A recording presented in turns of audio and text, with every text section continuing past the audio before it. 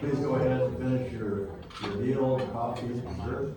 And I'm Rick Kaplar, President of the Media Institute, and it's my great pleasure to welcome you to our November Communications Forum Luncheon, which is the season finale for our 2025 Luncheon Series. And it's also a pleasure to welcome you to this new venue for us, the Melrose Hotel. We'd like to know how much you think of this location, so please feel free to share your thoughts with Susanna or me. And many of you were here with us at the Four Seasons Hotel on October 29th for our three-seat American Gala. That was a great evening, and it's so good to see so many of you there. And we were fortunate to have FCC Commissioner Olivia Trusty as our featured speaker. And we were honored to present our American Horizon Award to Hans Vesberg of Verizon, and our Freedom of Speech Award to Gary Shapiro of the Consumer Technology Association. So a great evening. In every way, we thank you all for your support. And as always, we were very glad to have our Chairman of the Board, Mr. Kit Wiley, as our Master of Ceremonies. So I just want to thank you all again for making that such a great evening, and I hope you all enjoyed it. But before I turn to today's program, I'd like to extend my sincere appreciation to you, our luncheon sponsors, who are also many of our gala sponsors. But we're extremely grateful for your outstanding support for the Communications Forum Luncheon Series this year. We've had some excellent speakers for you, such as FCC Commissioners Nathan Symington, Anna Gomez, Congressman Brett Guthrie, and industry leaders Curtis Leggett and Danielle Coffey. And we've been only able to do this only because of your support. And as we look forward to another year of outstanding luncheon events starting in February of 2026, let me make a special request. Please make sure you have this luncheon series in your 2026 budget. We'll send out sponsorship renewals before long, but I know many of you are working on your 2026 budgets right now. So please keep the Media Institute in there. We're depending on your support. And right now, I'd like to turn to our program. We're very honored to have Jonathan Spalter back with us today, this time for Fireside Chat. Jonathan is the President and CEO of USTelecom, the Broadband Association, which is the national trade association representing technology providers, innovators, suppliers, and manufacturers committed to connecting the world through the power of broadband. I'm pleased to note that USTelecom is one of our luncheon sponsors and a longtime supporter of the Media Institute, and we appreciate that. Jonathan joined USTelecom in January of 2017. And prior to that, he served as chairman of Mobile Future, the National Wireless Technology Association. Jonathan has enjoyed a distinguished career in both the private and public sectors. In the executive branch, Jonathan served as Associate Director and Chief Information Officer of the United States Information Agency. He was also a policy aide to the Undersecretary of Defense for Policy at the Pentagon, and in addition, he served in the White House as the Director of Public Affairs for the National Security Council staff. In the private sector, Jonathan has a long track record leading innovative technology companies in the United States, Asia, and Europe. These companies include Snowcap, a digital content services company, Atmedica, the online healthcare affiliate of Vivendi Universal, and the company's internet subsidiary, Vivendi Net. Jonathan is a graduate of Harvard College and Cambridge University. He has served as an advisor and board member for technology companies, financial institutions, and nonprofit organizations in Silicon Valley and beyond. I know a lot has changed in the world of broadband since Jonathan last addressed this group, so this seems like a perfect time to hear from him again. So Jonathan, welcome back. Thank you. It's very, very nice to be here. Thank you very much.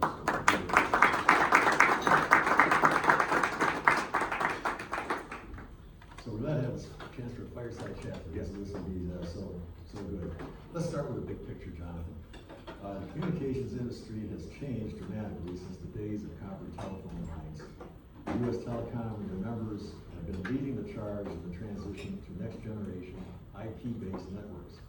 How far along are we in that transformation, and what's still standing in the way of completing it?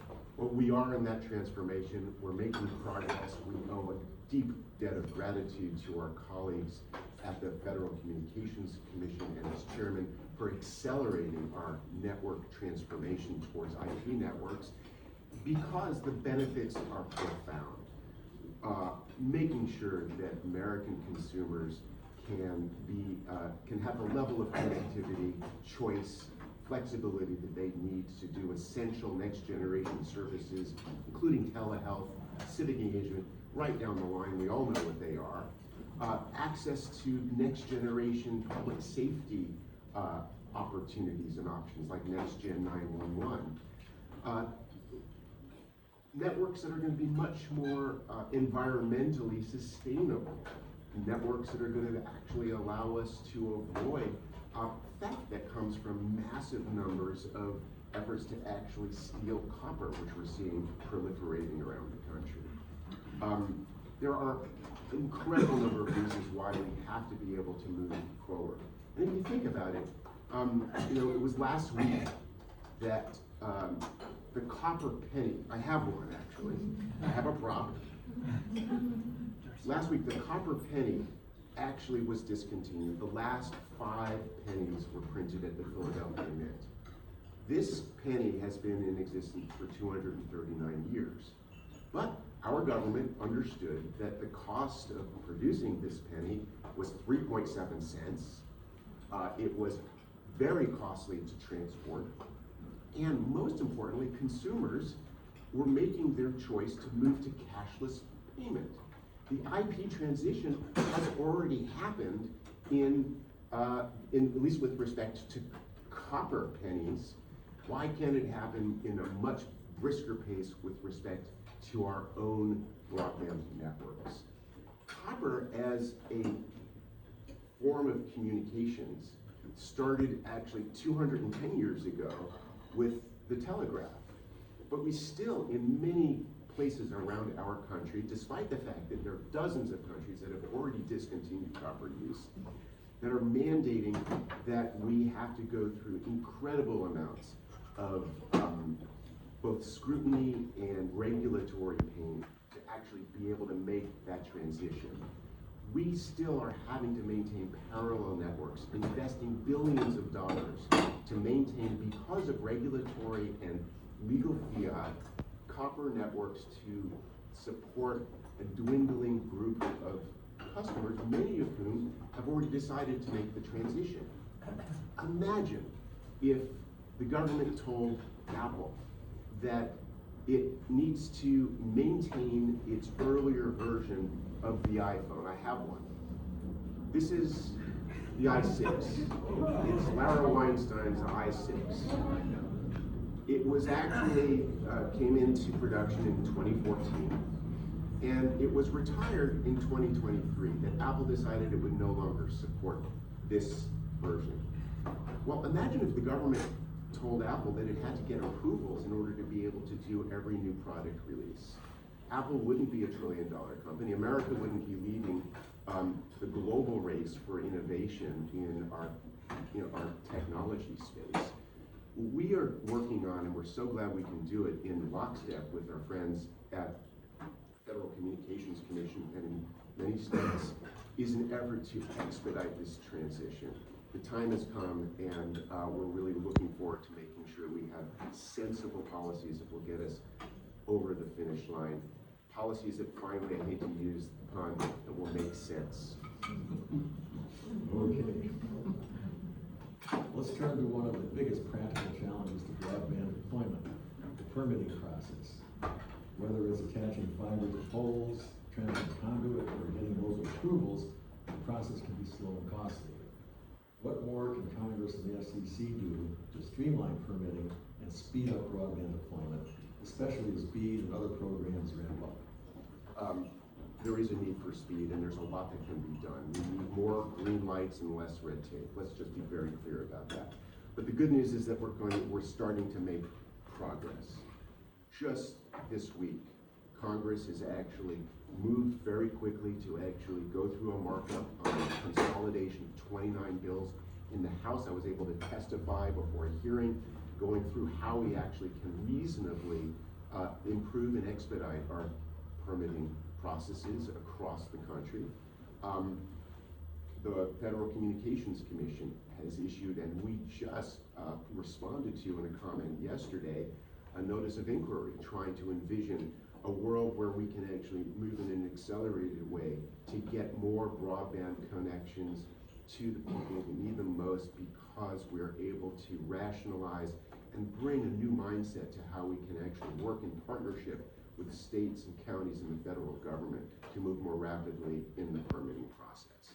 We're on the cusp of deploying billions of dollars in advancing broadband connectivity through the BEAD program. The greatest single barrier to making those dollars get to where they need to the most, the unserved and underserved parts of our country that are yet to be connected, will be permitting challenges. I mean, the horror stories are enormous. We could literally be sitting here with flashlights under our chins around a campfire telling these stories. One of our members in Utah told us that they had to wait literally 18 months to get an approval to lay one fiber optic strand to connect a remote community that otherwise would not be able to get broadband. Some of our providers in California and New Mexico literally had $11 million of fiber stranded,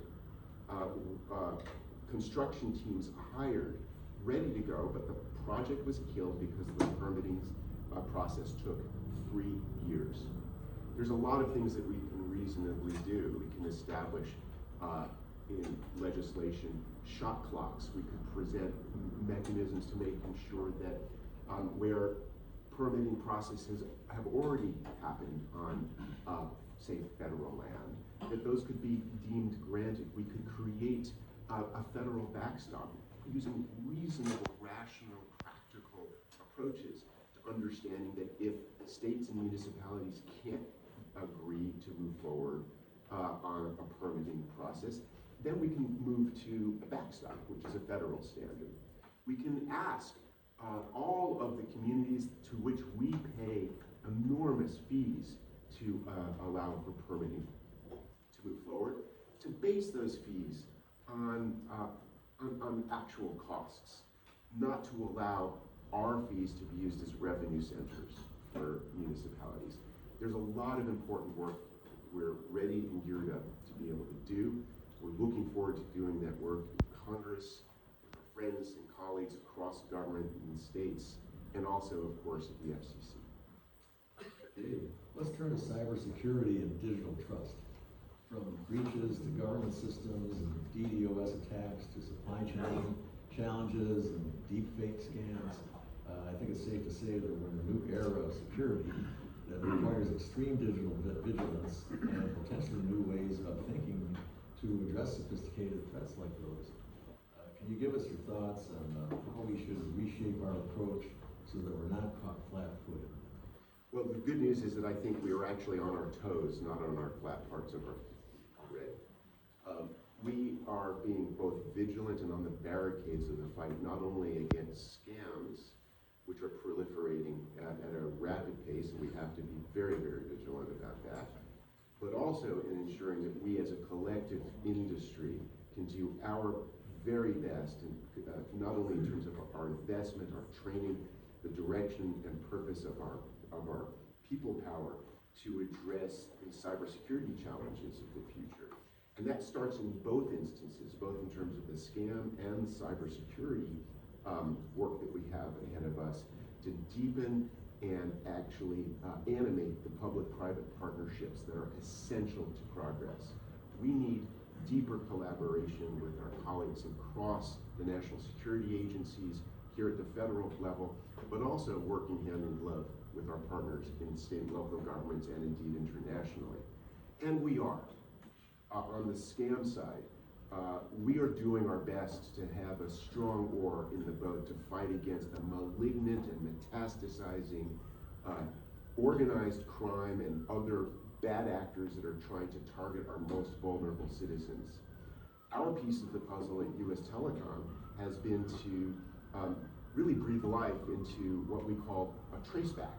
Working with Congress and the FCC, we have been able to consolidate and work with over 700 carriers around the world, at a pace of about 30,000 tracebacks annually, to do our best, often across competitive lines, to use our powerful data to trace back where these calls are actually coming from and work hand in glove with law enforcement here federally and at the state level and within the international environment, Interpol and beyond, to bring those folks to justice. We need to see more criminal enforcement. We need to see these bad actors in orange jumpsuits on perp walks. But we also need to do whatever we can to innovate, to deepen that kind of dynamic partnership between government and industry in common problem solving. And the same is true with cybersecurity. I'm very glad that the continuing resolution that was just passed to extend temporarily the government included a provision that will allow the extension of what's known as CISA 2015. It's a fancy title for what is an essential process, which is the ability not only for our companies, law enforcement, and It's a scam. our cybersecurity leaders to be able to talk to each other without fear of having challenging liability issues. So we've temporarily extended that. We need to make sure that that type of work can get done.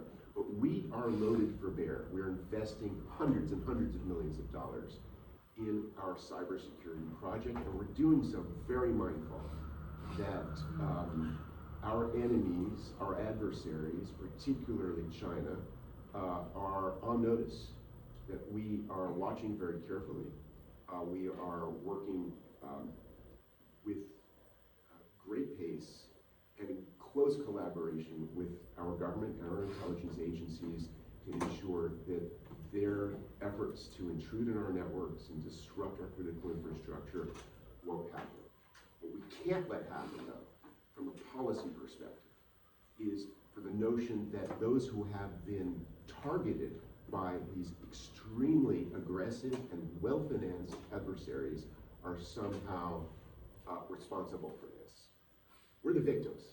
Let's point our finger at the perpetrators and shape policy accordingly. The broadband marketplace today, of course, is more competitive and dynamic than ever, with fiber, fixed wireless, cable, and even satellite all playing a role.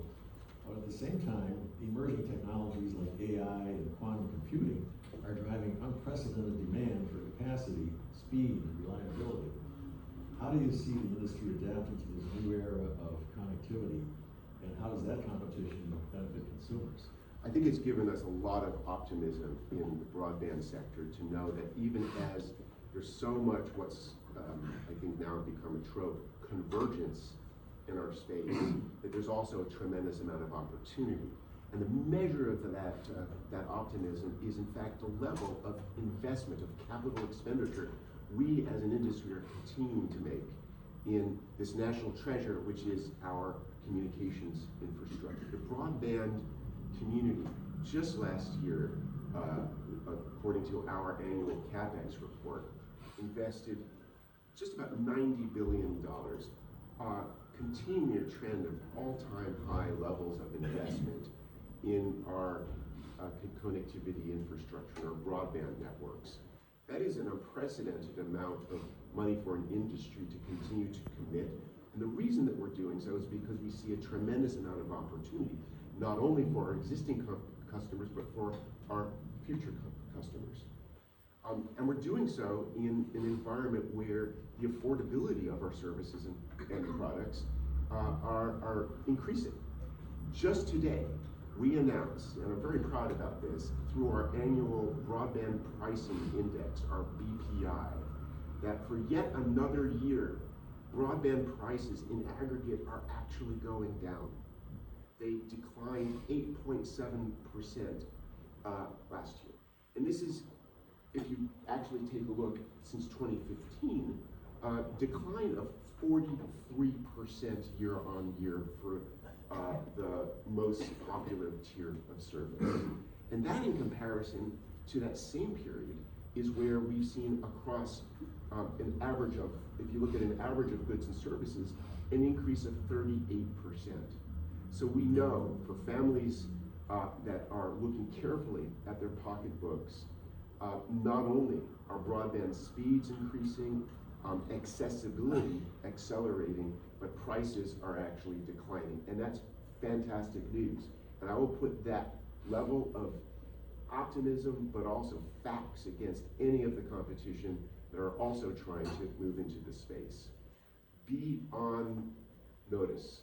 There is no better technology to actually fuel and prime the pump for our economic engine than the broadband, the fiber broadband that our companies are deploying. And we need to actually join in harmony and shoulder to shoulder with policymakers to advance that cause, because other countries are doing so as we speak. You mentioned network investment. The BEAD program is pouring tens of billions of dollars into expanding broadband access. From your perspective, how is that implementation going? Well, we just heard this week that a series of final approvals were made by the NTIA, the Commerce Department. 18 down, 38 to go. Couldn't happen quicker, in our opinion, because our companies, since the beginning of the program, over 4 years ago, have been ready and poised to trench the fiber, connect the homes, and light up communities that have waited far too long. There has been progress. We really applaud the efforts, particularly over the shutdown, where our colleagues at NTIA continue to go to work to actually try to move through these proposals and give approvals to the first tranche. We're grateful for that work, but we have a lot more to do to make sure that every single dollar that was both appropriated and statutorily authorized by Congress are used to their highest and best purposes, which is to ensure that we can bring next generation broadband to every single part of the nation. And that's why we think that it is extremely important that that portion of the dollars that have been committed by Congress but not allocated for specific broadband builds, the so-called non-deployment funds, that we work closely with our colleagues at the states and in the federal government to think creatively and in innovative ways about how we can use some of those funds purposefully to advance our national broadband project, to advance the opportunity for more small rural communities to claim their rightful place in the RFP responses to the AI data center hyperscalers that are looking for new places to go, so that they can actually become bidders in those, because they have now access to the kinds of optical networks that are going to be required. And by the way, it will only be through those most advanced technologies that we will have a chance of winning the global race to AI. It will only be through fiber technology that we'll be able to actually give the opportunity of hope for more rural communities to become centers for advanced manufacturing, not other technologies like satellite. Satellite has a very important role to play, but let's be clear about that there are qualitative differences between what broadband technologies can deliver, and I think policy needs to be able to reflect those goals as well. Jonathan, finally, one last question before we open it to our audience. You've often said this, that the industry is always in motion. And let's do some crystal ball gazing here. There are a lot of fascinating developments in the world of communications technologies that will have an impact on future telecom policy, from implanted devices to quantum networks and frontier cloud computing. How will telecom policy take into account these advancements? And what will you be advocating for if these advancements translate to actual universal service for everyone? Well, let's start with a consideration, and by that's a fantastic question. I really appreciate it. We are a nation that advances our technology innovation not through industrial policy. China is very good at that. Russia is very good at that. And that's one of the reasons why, for example, China's national broadband plan has been able to extend fiber networks, and is even now launching through Huawei and China in Unicom a 10 gig project to literally connect using 10 gig fiber, a network of massive infrastructure that they have through data centers for their AI future, including beginning to do deep water data centers that are going to be submersed. So the question for us is, how do we think creatively and in innovative ways about stoking the engine of our innovation model, which has always been based on permissionless innovation. The idea is that you can let 1,000 flowers bloom. You can, using private capital and in some cases public financing, where there are public interests to advance technology, to seed a number of different kinds of solutions to different technology opportunities. And that's exactly what we've been doing as a society. The challenge going forward is, how do we deepen that public-private partnership across specific goals? I was just talking last night to a colleague of mine, Daniel Anderson, who's on our team, who brings a younger perspective to a lot of these considerations. And he asked me, he challenged me to say, why can't we integrate some of the kinds of processes that the creator economy uses to advance what they do through what they call collabs, finding ways of entrepreneurs, creators, developers, product people working in adjacent places to come together in collaboration to advance better, quicker, more efficient, and more sustainable solutions. Well, how do we bring that same mindset to our national project, which is technology innovation?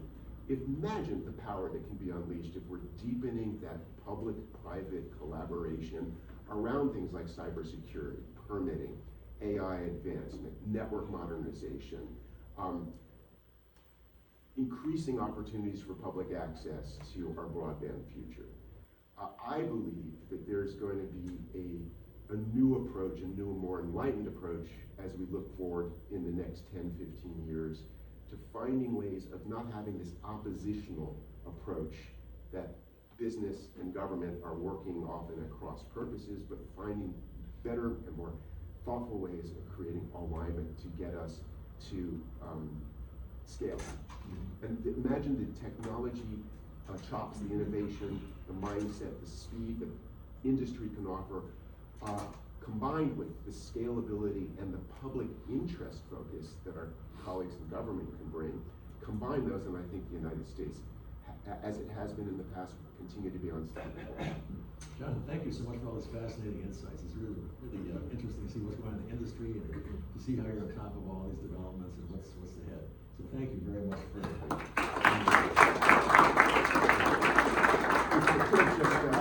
I want to thank all of you who are here, and also our members. I see Kathy Grillo here, but also the chair of the Media Institute, Dick Wiley, who was one of the very first people watching this talk.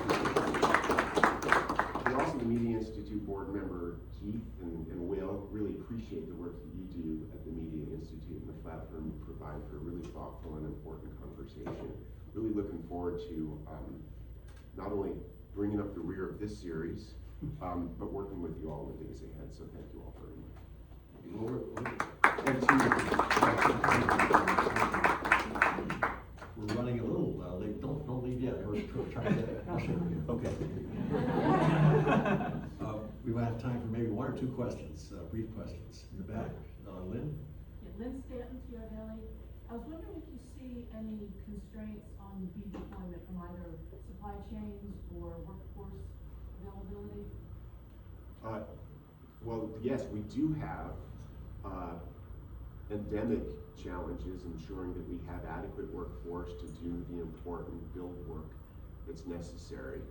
And we are trying to come up with creative solutions in tandem with colleagues not only at the state level and universities, but here at the federal government, to champion and advance innovative approaches for workforce development, getting more tower climbers, more splicers, more folks that are going to be doing the important work of deploying these networks. There are going to be a lot of there's going to be a lot of builders building at the same time. I think we've already pre-planned for that surge, but there will never be enough efforts to actually think about creative ways of surging our workforce too. And one of those ways potentially could be in the realm of how we can use some of these non-deployment dollars in the context of BEAD for things like workforce development, cybersecurity, next generation 911 advancement, and beyond. In terms of supply chain, Lynn, it's a very good question. I do not see again that our members at USTelecom have raised material concerns about access to the types of inputs that will be required to connect communities, but we have to be vigilant. There will be new shifts in the marketplace as economies develop, and as the president's approach to trade policy moves forward. But for now, I think we're in a good place. One more question, Gary? Gary, you mentioned the magic word convergence, and I've been following that very closely for 30 or 40 years now. How does convergence play out? Let me ask it this way. How do your members or the consumers you serve appreciate what convergence is? Companies, whether it's a cable-based company or a telco-based company or a wireless company, offers all these services in one package. Do you have any views on how that works, and also how you deal with regulators who are different components of the regulatory world as these convergence factors play out? Well, my great joy is that I'm not one of those regulators having to sit through those fundamental choices. I've left that to much of mightier minds than mine. I'm looking at Mike O'Reilly over there. But I will say that I think that as with any dynamic and competitive market segment, where there are adjacent technologies, services, and products that align around the transport of broadband, and convergence is a natural and potentially even necessary effect of the scale that we've been seeing in the development and maturity of a lot of these industries. Ultimately, the goal of convergence is to create and enhance shareholder or stakeholder value for the companies themselves. The secondary and tertiary effects, though, of that economic convergence and value creation is that it presents potentially much more choices in terms of services, efficiencies, access and range of product development for customers.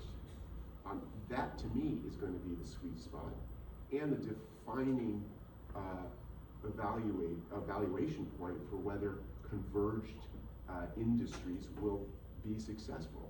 If the end state of that convergence is to enhance and improve the consumer experience and therefore to create more customers.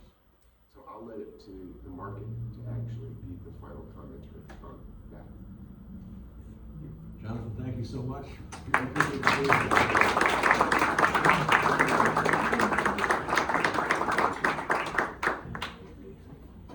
Ladies and gentlemen, that concludes our program for today and for the season. So look forward to seeing you back here next February. Thank you very much.